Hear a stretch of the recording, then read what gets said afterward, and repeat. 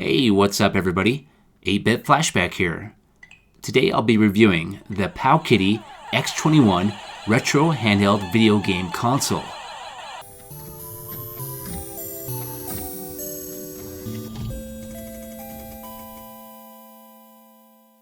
So there is a lot of retro gaming devices to choose from these days, and not all of them are going to be a gem.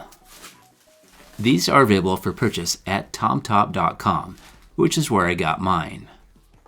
This features a giant 7-inch screen, which claims to be IPS. For the CPU, it claims to have a quad-core ARM Cortex-A35 processor with speeds up to 1.5 GHz to run games smoothly without any delay.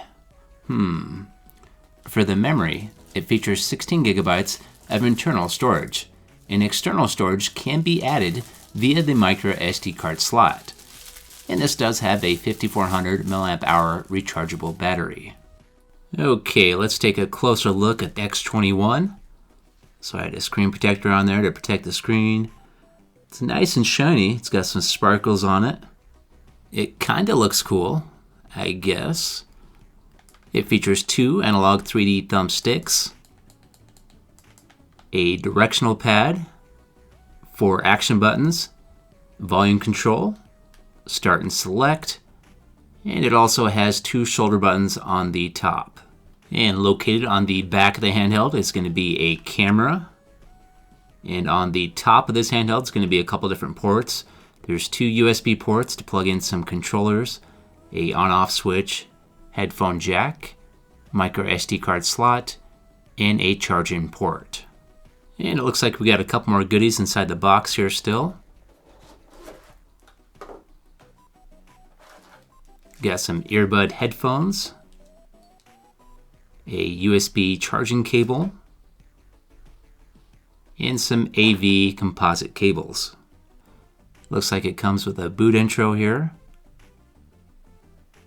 And it appears to have some built-in emulators. Looks like we got Arcade, Famicom, Game Boy Advance, Super Nintendo, Sega Genesis, Game Boy, Gameboy Color, and it also looks like we can play some movies and music and read some ebooks. Yay! Can't wait to read some ebooks with my retro gaming console. Okay, let's see what's inside the arcade folder. So it looks like it does come with a bunch of games already. And we just need to pick a game to try out. Let's try out Superman War General, which pulls up 8-Man Zip. 8-Man, I guess, is the game, so I guess it was mislabeled. And I'm letting this boot in real time so you can see how long it takes to load the actual game. And that wasn't too bad. And it seems to be playing okay. The sound is a little bit tinny sounding. And I think that's just the quality of this speaker. So after playing it here for a few, it appears to be running a little bit choppy. Unfortunately, there's no frames per second counter, so I can see exactly how fast the game's running, but I'm guessing it's running a little slow. And there is a save game feature. If you push the select button, that'll bring up this menu here, where you can save the game, load games, and exit the games. So I went ahead, saved the game, and I'll play on here for a few, then load that game here in just a few seconds here.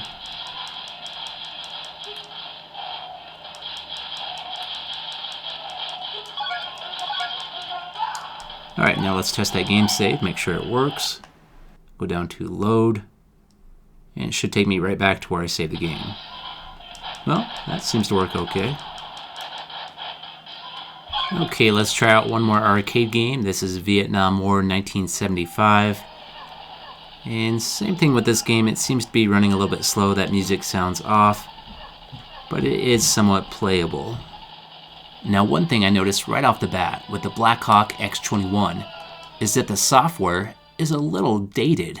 It appears to be from 2011. Emulation has come a long way since 2011, and with some upgraded software, you might be able to get some good emulation performance, especially since it's supposed to have a fairly fast CPU. Okay, let's move on now to a Nintendo game. Yeah, let's try out some Ninja Gaiden 2. As far as the quality of the screen goes, it's fairly decent. The viewing angles are good from side to side. However, if you tilt it forward or back, the colors start to wash out. And usually with IPS screens, this is not an issue, so I'm not sure what's going on here. The overall sound is decent as well. It gets plenty loud enough, but it does have that fairly tinny sound. One thing I have noticed with the controls is the right analog thumbstick is kind of just in the way, causing me to hold my thumb in a somewhat awkward position when trying to use the A, B, X, and Y buttons. And there seems to be no use for the right analog thumbstick because with the current software, it doesn't run any 3D games that use this feature. The emulation for Nintendo is doing okay. It seems to be playing at full speed and the controls are working good. But there seems to be some slight screen tearing happening when moving left or right. Now let's move on to Game Boy Advance. And I noticed something funny when I went into the Game Boy Advance folder, is there's a lot of NES games mixed up in the Game Boy Advance folder. But I did finally find a Game Boy Advance game. This is Godzilla, and let's give this a try.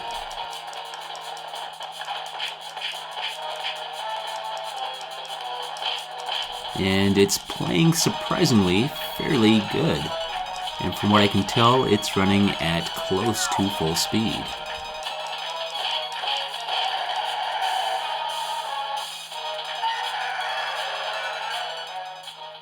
And here is another Game Boy Advance game. This is GT Advance 2.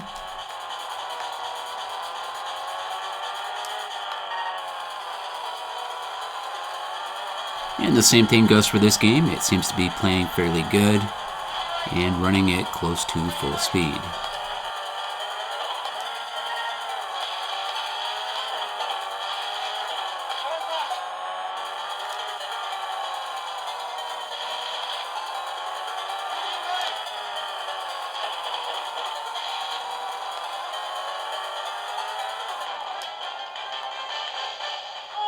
Now let's move on to the next folder, which will be the classic folder. And inside here, there's some collections for different games, such as Batman. And it looks like they kind of just group them all together. So if there's a couple Batman Game Boy games and Nintendo games, they just group them in the same category. And this is Batman 3 for Nintendo. And this game is playing good, but it has some light screen tearing. And the same thing goes for the rest of the NES games that I've tested on this handheld.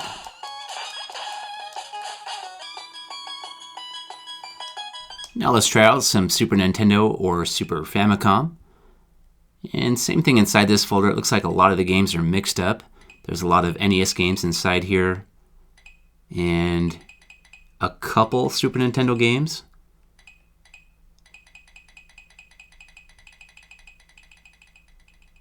Okay, I finally found a Super Nintendo game to play. This is Alien vs. Predator.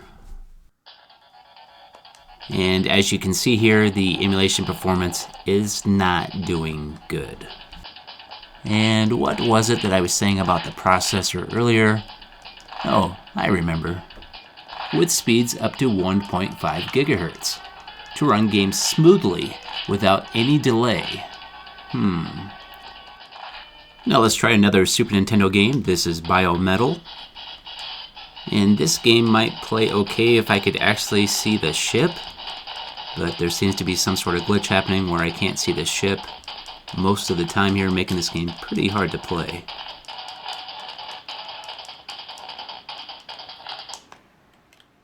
And let's go and try one last Super Nintendo game, just to make sure there isn't a game that plays decent. And once again, the emulation is not so good. This game is playing pretty slow.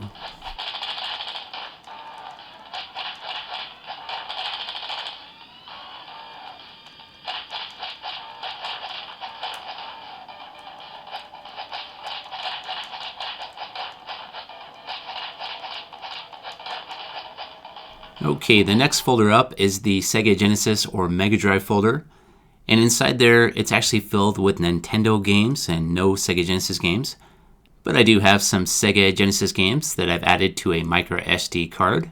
that I can test out, and that will be located in the other folder, which is basically a file explorer where I can explore the contents of the micro SD card and choose the Sega Genesis game I want to play, and we'll try Sonic 2.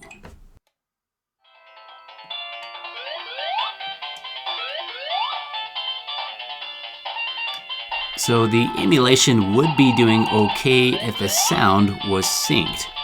The controls are working okay, the speed of the game seems good, but the sound has a major delay.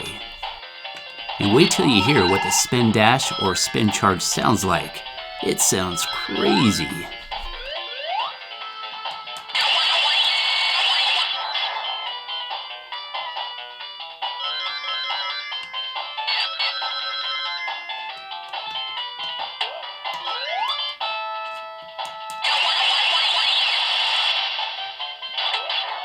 So I think it's safe to say that Sega Genesis or Mega Drive emulation on this handheld is not worth playing.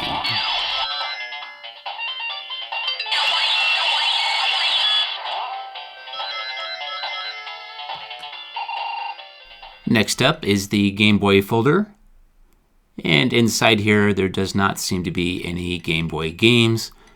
All I'm seeing is Nintendo and some Super Nintendo games. So let's move on to the next folder, which will be Game Boy Color. And it looks like we do have some Game Boy Color games inside here. We just need to find a game to play. Let's try Metal Gear Solid.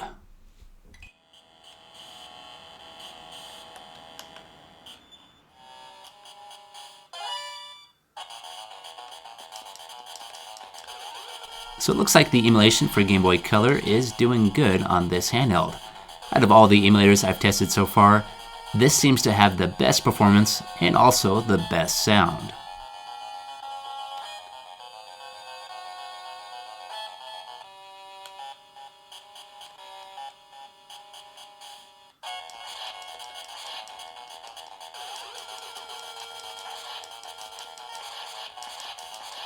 So in my opinion, the only emulation I found enjoyable to play on this handheld is for Nintendo, Game Boy Color, and Game Boy Advance. But as I mentioned earlier, if the software or firmware got updated, the emulation performance might get better.